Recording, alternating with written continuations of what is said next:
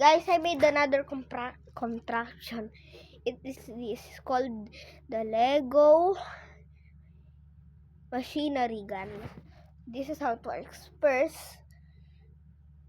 twist this piece all around and then twist this piece. That's all you can do with it. But if you want, you can just remove that piece so it becomes an automatic Glomber bomb. This is how the automatic Glomber bomb, if you want it to be a Glomber bomb, this is how it works. First, attach this. Wait, attach this here. Wait, pause the video. It's like the gun.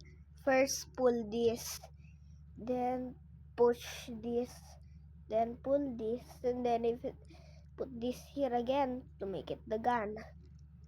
Also, if you see my room tour, this is my room.